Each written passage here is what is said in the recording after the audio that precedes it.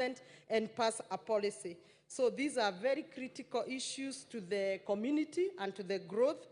And Honorable Speaker, as the amendment of the treaty is happening, we hope the National Assembly of Kenya and possibly Senate will also be putting their recommendations to our committee so that we can participate in the growth of this region. Honorable Speaker, without much ado, I would want to ask Honorable Naomi Wako to second this motion and encourage the members of this National Assembly to be debating and also contributing in the matters of EAC. By way of information, Honorable Speaker, after the Republic of DRC Congo, the population of this region is closely almost same to the population of America. So why are we still doing as a community international trade? We can easily do intra-trade, 90% possibly, and possibly 10% international trade. Because with a population of 340 citizens within the region, this is a huge number that can enable us to thrive in the trade, particularly if we do away with non-tariff barriers, sensitize the citizens, because I am sure quite a number of East African citizens do not still realize the potential and the trade available to them. That can only happen if the members from this National Assembly understand, appreciate, internalize, and speak of what is held within the East African, so that the mama bogas in the rural areas can know they can also trade with our neighbors. Honorable Wako will second. Thank you.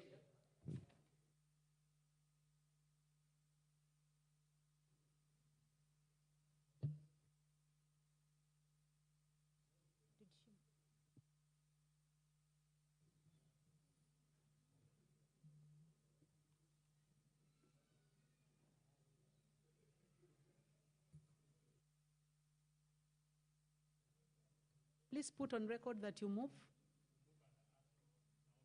Put on record that you move the motion and request for a seconder. Thank you, Honorable Speaker. I move the motion and request Honorable Naomi Wako, who is a member of Regional Integration Committee, to second. Thank you. The Honorable Naomi Wako. Thank you, Honorable Speaker. And I stand to second this report. I also want to congratulate our committee, the members who visited and came up with this good recommendation.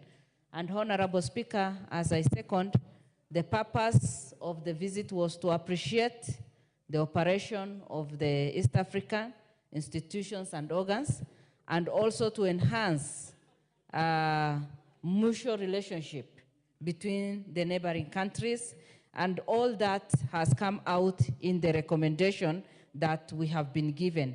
And the other thing that members wanted to achieve was to make them understand the role of Parliament, which they did very well. And our chair, who is very well experienced, has always guided the committee in the way that needs to be done. And the members have also been very faithful. And in their recommendation, in our recommendation, we have said that financing mechanism needs to be established, because through this, then we will be able to make that effective and also self-sustaining. Again, political stability in the neighboring countries is of paramount importance, because when we have challenges and the wars going on and people fighting each other, then that will affect us in different ways. It will affect us economically, it will affect us in terms of growth and development. But if we are all politically stable, then we will be able to grow. Again, the issue of airspace need to be opened, and there are some few things, as the chair has said, that intra-trade is slow due to NTBS. This needs to be given a lot of attention so that we overcome that challenge and then make sure that we move fast. The issue of staffing in all organs also needs to be put into consideration and seen so that we have relevant people and people who represent the East African community. With those few remarks, Honorable Speaker, I second and I also encourage members to contribute to this because it concerns all of us. Thank you. Thank you very much, Honorable Naomi. Honorable members, I now propose the question that this House adopts the report of the Committee on Regional Integration on its consideration of the inspection visit to the semi-autonomous institutions of the East African community in Uganda, laid on the table of the House on Wednesday, 29th November 2023.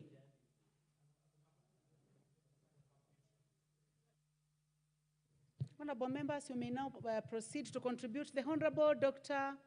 Robert Pukose, member for Endebess.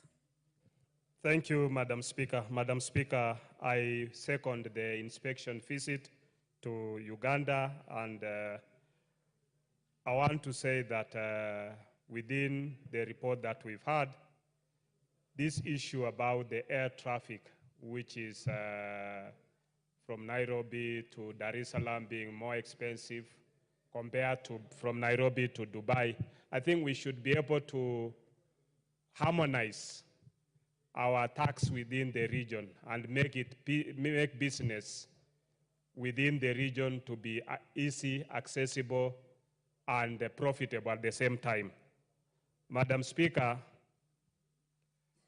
there was a question which was raised by the member for Takoradi North about arrest of 36 members of FTC in Kisumu.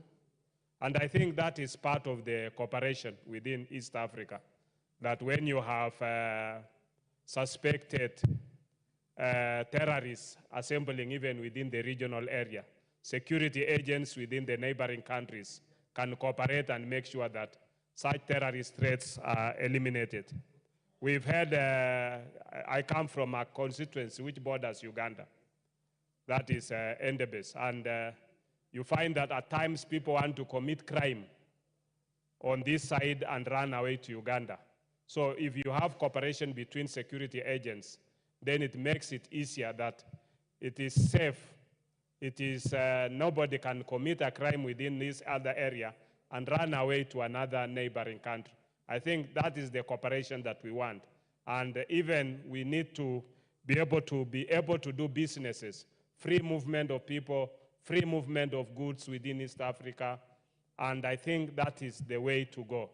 I remember one time when President Museveni spoke and said, we would want to encourage even Kenyans to go and own property in Uganda, and also would also want to encourage Ugandans to come and own property, land, and anything within our region. So I think that is the brotherhood that we'd want to encourage within the region, that we have free movement of people, free movement of goods. We are able to harmonize our state agencies within the region, so that even when it comes to education, whether you train in Uganda or train in Kenya, and this especially in the medical profession, we find that doctors who have either trained in Uganda or trained in Kenya, you can work freely within the region, because Kenyan Medical Practitioners and Dentists Council, they recognize anybody who has trained within the East Africa, so long as you have the necessary minimum qualifications for you to be enrolled as a doctor within the region. And similar to others, nursing council, clinical officers, I think they are in the process of harmonizing within the region. So I think that is the way to go. And especially when it comes to medical now, we have issues about outbreaks within the region. As we speak today, we have the mpox, which I think by yesterday it was reported in areas like in the border of Kenya at Taita Taveta and other regions. So I think cooperation within our region will be able to assist us to make sure that disease surveillance is able to track and be able to arrest any disease outbreaks, Ebola, mpox, Marburg, and many other viral hemorrhagic diseases that can be able to break out within our region, such that we have cooperation and more so man our border points. And as we speak today, many of our border points are one-stop border points, and this facilitates easier movement of goods within our region.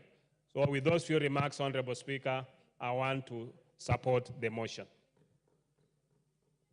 Thank you very much. The Honorable Joshua Mwalio, member for Masinga.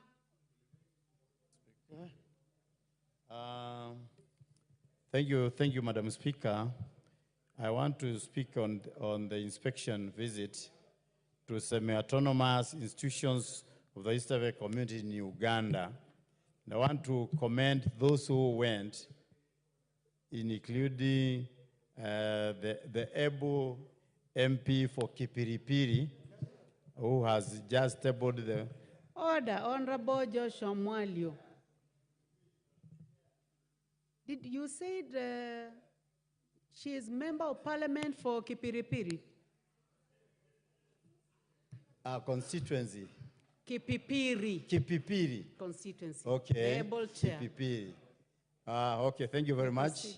I just wanted to say something on the East African community, that it has been in the paper for many days that we are going to remove the non-tariffs barriers, which makes us not to do business as East African community member countries. And it has been a song for many, many days, which needs to be actualized, because time has come when we need to do business as a bloc. All these countries can give us a lot of business, such that we don't even need to trade with other countries out of Africa. But we have not been able to tap in this opportunity because of small political issues, small barriers, small things that we need to remove and be able to do a lot of business. You find that there are Kenyans who are experts in some areas, who are able to work in Congo, who are able to work in Tanzania, who are able to do business in Uganda. But these small barriers have made it impossible for us to be able to make wealth and make money in those countries. You find like Tanzania, there is a lot of timber. In Congo, there is a lot of timber. But the barriers that are there, the bureaucracy that is there, when you buy your lorries of timber, they are detained at the borders just for nothing, to be able to pay either some kickbacks or some things to be able to fulfill some of the requirements. But if we can be able to remove them, then there could be free trade which can reach our country in a big way. I know Kenyans are very enterprising, and even now, the timber that we are using for our construction in this country is coming from Tanzania, is coming from Congo. But before you bring I talked to one of the transporters and one of the traders. Before you bring the lorry in this country, the money that you will have parted with it because of the barriers, the many tariffs that you have to pay, the many taxes that are imposed, that you end up eating all your profits, and even you are left with nothing even to be able to buy the next consignment. And that discourages the traders, that discourages the contractors, that discourages people from doing business. But you find that people, a country like Rwanda, when you go to Rwanda, you want to open up even a company. In 6 hours, your company is already registered, a limited company. You are given your incorporation certificates. You are given all the certificates to be able to start even trading. So I believe that if we can be able to remove all these barriers, then we can be able to travel freely to the member countries and be able to do some trading.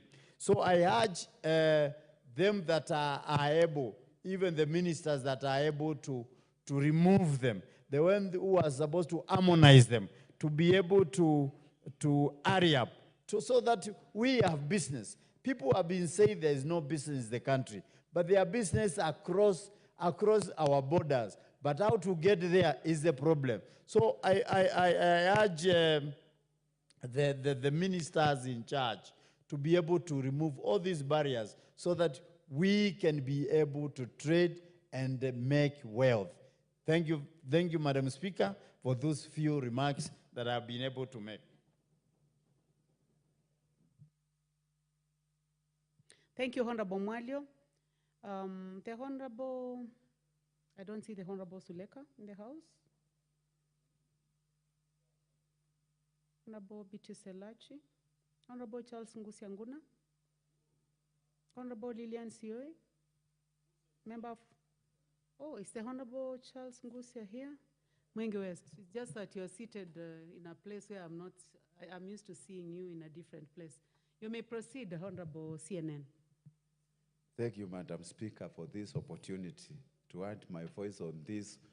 Although I have not seen the report, but let me begin by appreciating the committee on the visit to Uganda in East Africa, where we are supposed to be proud of, Madam Speaker. Madam Speaker, beginning by, I was lucky last week to attend the Greek Parliament and learn things about integration and the benefit it can really bring to our people. And for example, when European Union started integration, there were so many benefits. There were so many disparities between the economies. Most of the countries used to use just different currencies, but when they merged, right now they are using euro, and things are very easy. I am speaking, Madam Speaker, on this point. We need to enhance our institutions in East Africa and actually to finance them for our benefit in terms of trade, Madam Speaker. Madam Speaker, the issues of movement, right now, for example, in European Union, if you are coming from Italy, you don't need to go through immigration if you are traveling to Germany or to Greece or to any other country, Madam Speaker. But in the issue, like, for example, in Kenya, when you are traveling to Tanzania, you have to go through a lot of issues at the Namanga or even at the border, Madam Speaker. We need to have what we call movement of people and goods across the East Africa for the benefit of our economies, Madam Speaker.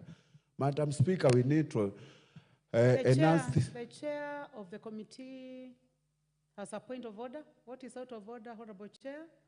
If I can give him information. Okay, she has a point of information. Would you like to be informed, Honorable Yes, I would like the Honorable Lady, Thank you, Madam, Honorable. to inform me about it. Thank you, Honorable. Proceed. I agree with him. We haven't reached the European Union where you cross the border without any paper, but I want to give him information that since establishment of one-stop border post, we don't go through a lot of issues also. Today, you only need your ID at Namaga border. In fact, it is one desk. This is the Kenyan desk, and this is Tanzania desk, and within 5 minutes, you can also cross. Thank you. Yes, you may proceed. Hope you appreciate yes, that Madam information. Speaker, I'm well informed, but I'm just comparing the process. I am, for example, in Europe, if you are traveling from Greece to Italy, you don't need even anything to be stamped. You don't even need anybody to check you, even at that desk we have established at Namanga, the desk between the Kenya and Tanzania border. It is totally different, Madam Speaker. Honorable Chair, please appreciate information about Greece when given by the Honorable Charles Ngusianguna. He has a lot of information on matters Europe and specifically matters of travel in Greece and its environs. If you may allow me, Honorable Speaker, I appreciate, but we must agree that we are in Africa, in East Africa, and I have also traveled, particularly from Geneva and France, and what he is saying is correct. But then, these are developed countries with huge cameras, which will even identify how much meat you are carrying in your car in terms of kgs, and we are not yet there. As you may realize, Honorable Speaker, if you may allow, at Namaga border, we still have the manual scanner where the truck will have to be scanned manually. This is all about budget. Hence, in this report, and I hope you'll be touching, we are discussing of alternative financing mechanism for our region, because the remittance way is the one which have led us this. So we can only work with the material that fits us, which is manual. Thank you, Chairman. Honorable Charles Nguna, I'll give you another 3 minutes because of the disturbances, then you can conclude. Yes, Madam Chair, I appreciate for that. Actually, I'm just trying to give information so that we can move towards that. Madam Chair, the resources we have in East Africa, Congo being included as the richest country in the world, yet it is one of the poorest when it comes to matters of the living standard. Madam Speaker, the resources we have in East Africa can really almost give us almost 90% of our needs. But due to political instability in this region, Madam Speaker, we need to be brothers keepers, actually, when it comes to these issues. I am talking of the issues of airspace. We need to harmonize taxation. Why do we have different navigational charges in Ugandan airspace and Kenya and Tanzania when we can have a common tariff being charged to us, Madam Speaker, in our airspace? I'm talking of the issues of security agencies. We need cooperation in this. Uganda, we can consult them to protect our borders. For example, when I was in Greece, there is what we call the Greek Navy, which actually helped us a lot in terms of pirates. They are the ones who was credited for doing away with the pirates we used to experience in Somalia. 19 countries in Europe came together and protected the water transportation, Madam Speaker.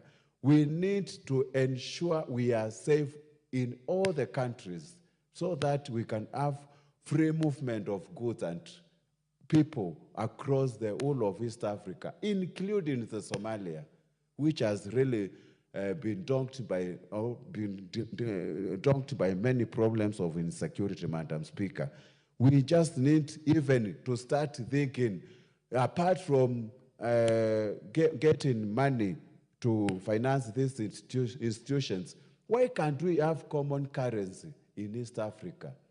So that we don't have to change to Ugandan shillings. We come up with a very stable currency for our region, and we will be free to trade in Tanzania, and even things will become cheaper. We will even attract foreign companies, Madam Speaker, in our region in East Africa. And with those few remarks, I support the report of the committee, and job well done. We need to look on all these issues, and we will have a better East African community. Thank you, Madam Speaker. Oh, thank you very much. The Honorable Fatuma.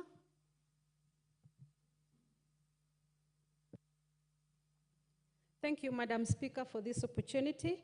I stand here to support the report, and I want to congratulate the committee led by the Honorable Member for Kipipiri for a good job. Indeed, as East African community, we are a family. And it is important to put it that it is not a country that divides us, it is just a border, but we are one country under East African community. Madam Speaker. The recommendations. Thank you, Madam Speaker. Thank you very much, Honorable Dr. Nyikal. The Honorable Dr. Makali Molu, Member for Kitui Central. Yeah, thank you very much, Honorable Speaker. Honorable Speaker, I want to add my voice into this important debate. I want to start by appreciating Honorable Wanjiku Muya for the passion matters relating to East Africa community. having served there for 5 years, Honorable Speaker, because Honorable Speaker, if you remember well, we joined this parliament together with Wanjiku Muya. She had a break of 5 years. Me and you, we remained here. Then she came back. So I'm sure the 5 years she was in Ihela, she got a very good exposure in terms of what happens there.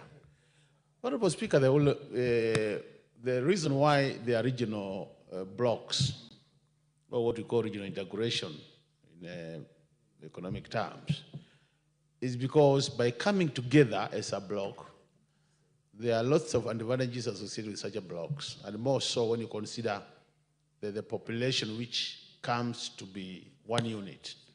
Because if you are to sell goods to such a kind of a block, you realize you can do business.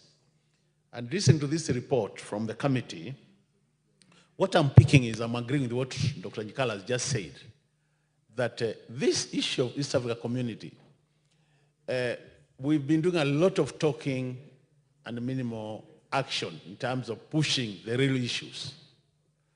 Honorable Speaker, if you listen to what Honorable Mwalio of Masinga said, the issue of trade barriers and non-tariff barriers, I always wonder, Honorable Speaker, why it is so difficult for East Africa community or countries, for example, Uganda, Tanzania, and Kenya, why it should be so difficult to trade amongst ourselves. For example, Honorable Speaker, each of these countries have what I will call competitive advantage on a specific issue.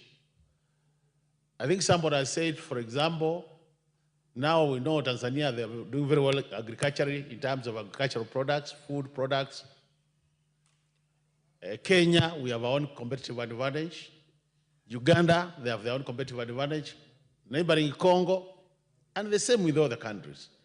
And the thing is, if we came up with the enabling environment for trade to be promoted, Honorable Speaker, it will be very easy for these countries to take advantage of their competitive advantage and do serious business and grow their local economies.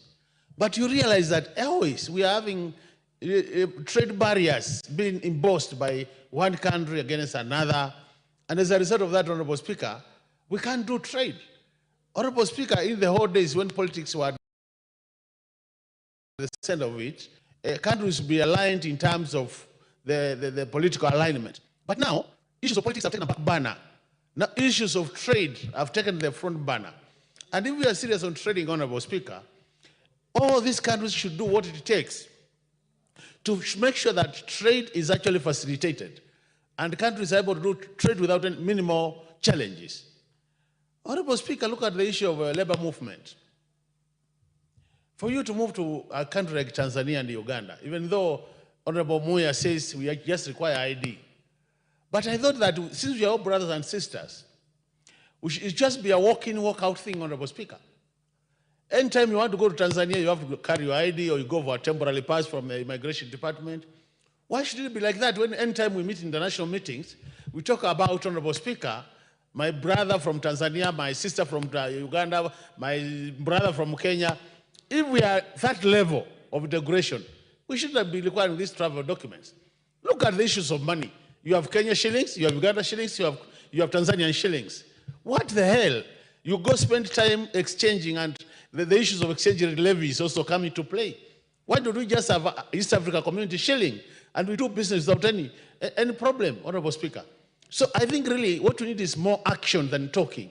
We need to see our political leaders, we need to see the Council of Ministers coming out strongly and saying we need to make the next move and see them taking action so that this issue of integration, we take advantage of it like the EU has taken advantage, Honorable Speaker. And by doing that, we'll be helping our people who live in these countries, we'll be growing the economies for the better standard. You need another minute to conclude, or you have... So you have 2 minutes to conclude.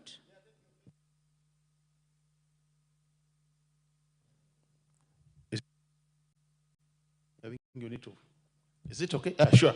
Yeah, thank you very much, Honorable Speaker. Just as I concluded, because the point I was trying to drive home, Honorable Speaker, was the issue of where we are saying if we are able to just do what we call the issues of monetary. You know, normally we have always thought about coming up with one currency for East Africa, Honorable Speaker.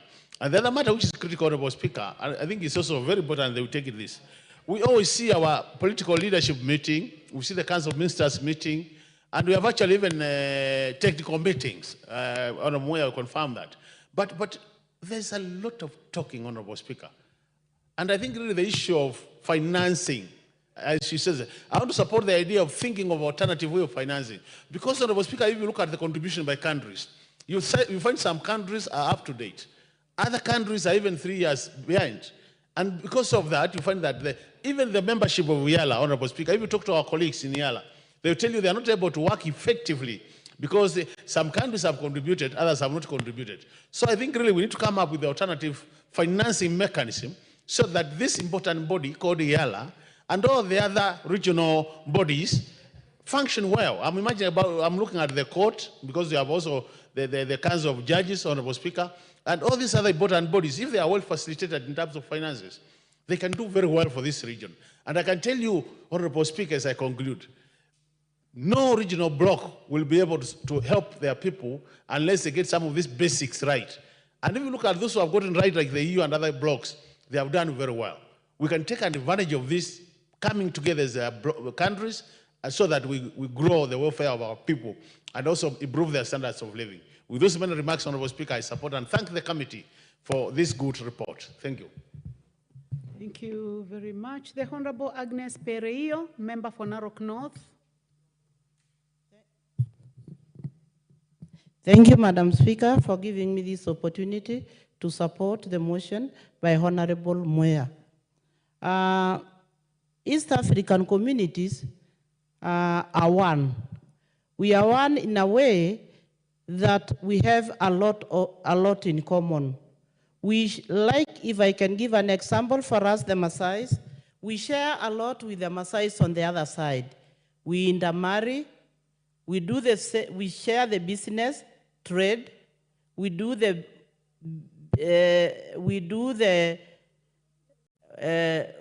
are pastoralists, we also do the same work. Because we are one, we intermarry, our girls are married on the other side, and we also marry from the other side. And when it comes to wild beasts, they move from Masai Mara to the other side. So we have a lot in common that we share. We are brothers and sisters, and the language is one.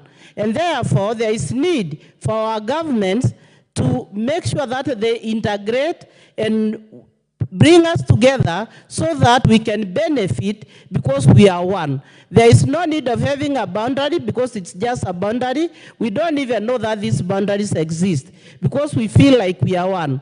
When I used to work for the FGM board, I could go to Tanzania and